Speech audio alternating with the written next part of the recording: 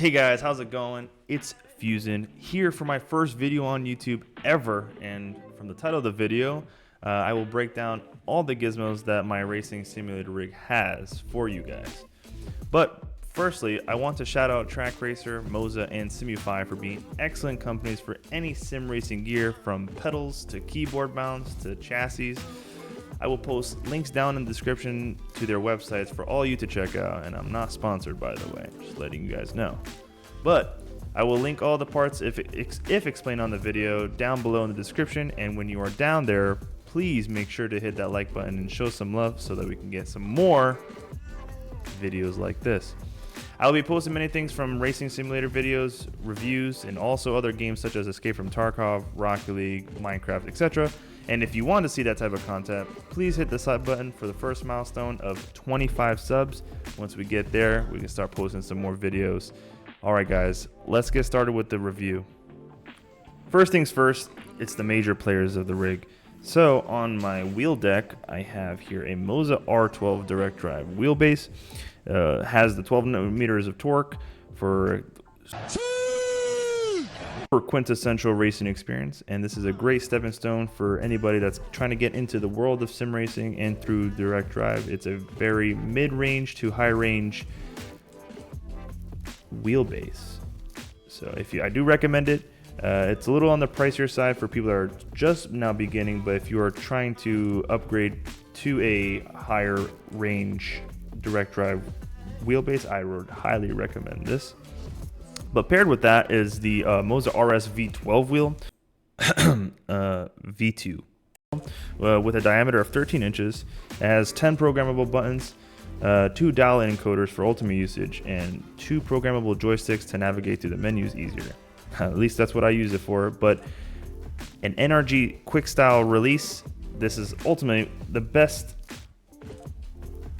quick release for any direct drive and or wheel, just due to the fact that it's so easy. It's a ball bearing, so if you guys are into cars and have an energy quick release for like those drifters out there, I know there's some drifters out there, it's the same thing, and you can attach any wheel that has that capability with the energy quick release. So if you want to connect a aftermarket steering wheel with the NRG quick release, you can do so. Up next is the MOZA HGP Shifter, and it is CNC machined from anodized aviation grade aluminum. It's super solid, sturdy, and reliable, and it features 7 forward and 1 reverse gear. And to actuate them, you have to actually push down onto the lever to open the gate to enter into reverse and to 7th gear. But it's very rare case when using 7th gear. Not many cars have them, but it's out there for the guys that do. And to the right of that is the MOZA HGP Handbrake, and that's made out of aeroplane grade aluminum. It's got 16-bit high position sensor and can be adjusted through pressure and the travel, with a dual mode and a multi-angle adjustability for all different types of placements on the rig and or for different disciplines. And finally, to finish off the MOZA ecosystem is the SRP Pedals, that features a high precision load cell brake capable of detecting up to at least 100 kilograms, which honestly is quite impressive despite the price point of this product, and features a clutch and gas pedal with the staple Hall effect sensors. And all of these products can be used through the MOZA Pithouse software to customize pressure curves for your pedals, auto blip features with shifter and pedals, and can be, most importantly, adjust the force feedback on the wheelbase. And as for the chassis, it is the TR80 plus 80 from TRAK RACER. I'll explain why that is in a minute, but it's an 80 by 40 aluminum profile rig that can withstand pretty much anything that you can throw at it, with a universal wheel deck mount that's flipped upside down to accommodate the R12, and to keep it flush with the monitors. It's just a mounting thing that makes it way easier just to flip it upside down and mount it on the bottom. And attached to the main post are the integrated triple monitor mounts from TRAK RACER with some good adjustability and honestly space saving, to say the least. And above that is the keyboard mount that holds my PC. Yeah, I said keyboard mount. Do not judge me. But going back to the plus 80 is that I added another 80 by 40 profile on top of the existing ones on the sides of the chassis to just add some rigidity to the whole rig. The PC that's powering this rig is a Ryzen 7 5800X3D paired with an MSI X570 Gaming Pro motherboard with 32 gigabytes of Corsair Vengeance Pro 3600 megahertz RAM.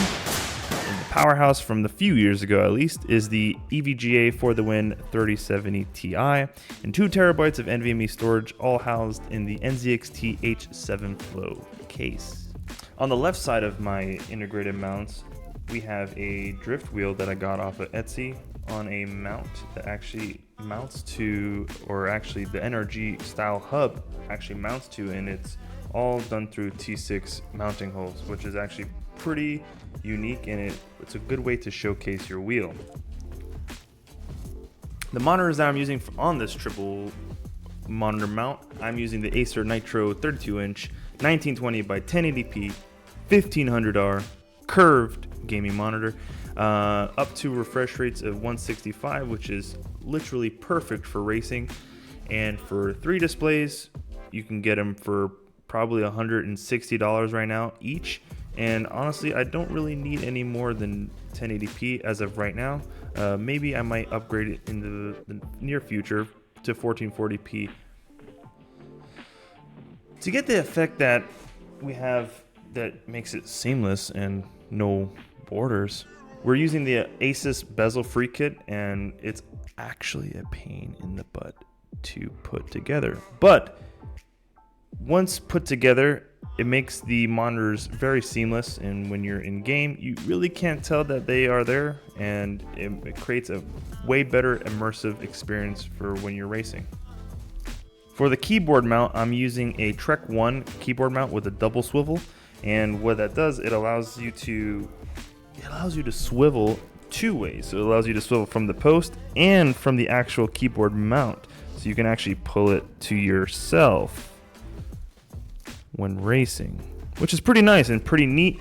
It's a lot easier and way more ergonomic for you, the racer.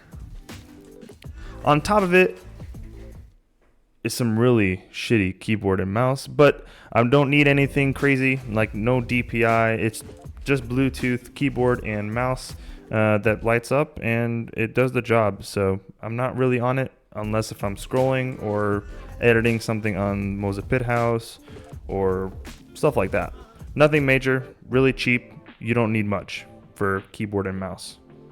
So I don't know if you guys noticed, but on top of the MOZA wheel base, we have a phone mount, which through the phone, you can actually use that for telemetry data using app Sim Hub or Sim something, not really too sure, but allows you to show telemetry data while you're racing. So it adds that more immersive feel to the game, and it shows you all your good stuff while you're racing, just right in front of the wheel, or behind it rather.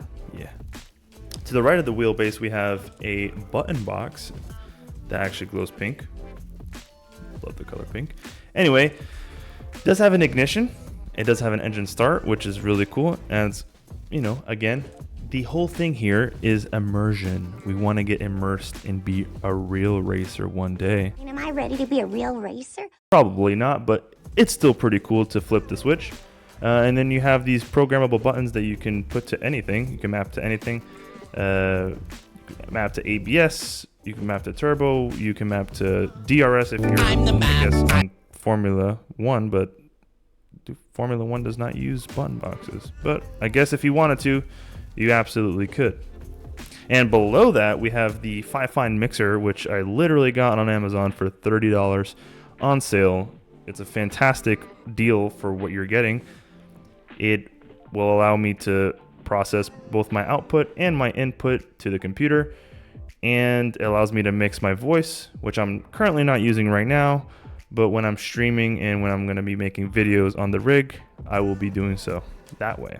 It can change color, change voltage.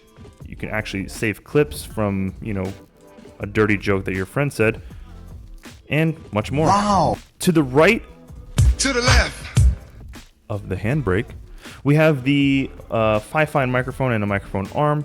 Again, I'm also recording this on a 5-fine microphone, just another variant, kind of $35 one. That's the $50 one, 50, I don't know.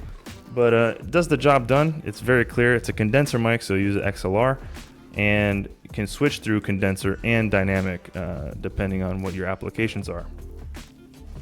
The seat we're using is one from TRAK RACER. It's the black recliner seat. Very, very comfortable actually in long dosages. Even in long races, it's very, very comfortable. Especially for me, I'm a relatively bigger guy, 6'3", and it's super comfy. A lot of adjustability, and it's on seat sliders, so you can slide it based off of how tall you are and how comfortable you will be.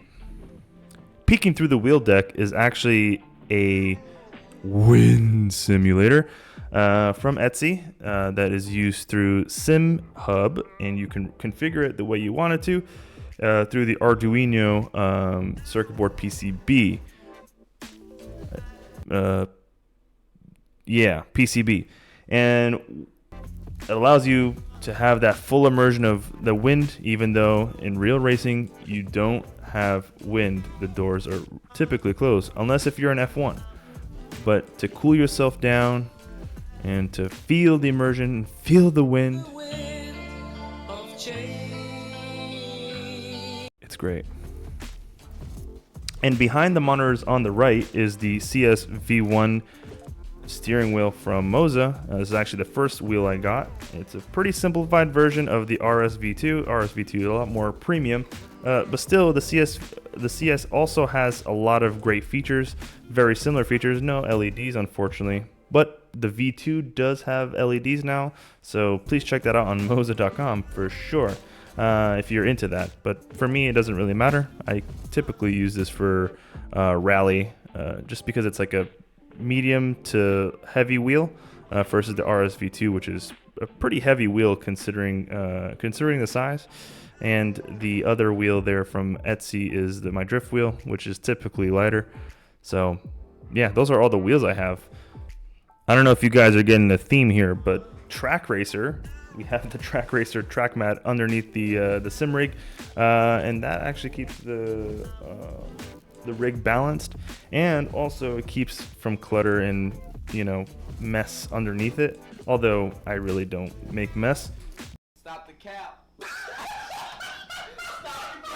But it does glide up for you RGB fanboys out there. It does light up around the rim, and has a couple of programmable lighting settings that you can do, and it's pretty legit. It's pretty expensive for what it is, but it ties in the rig pretty nicely. And finally, the Underglow Midnight Club 3 Need for Speed Underground 2 type shit. We have the neon from Govee, which again, similar to the actual track mat that we have, is programmable and can use different lighting settings that you can configure through either the controller that's right down there below, and or through the Govee app. Alright guys, that will conclude the video overview of the rig. I hope you all enjoyed and found some inspirations and new ideas to outfit your rigs possibly. Please like the video, subscribe for more content like this. You can find me on twitch.tv/fusin_, and come in and enjoy the Discord server, The Commonwealth, that will be posted in the video description. Take it easy, boys and girls. I'll be on my way.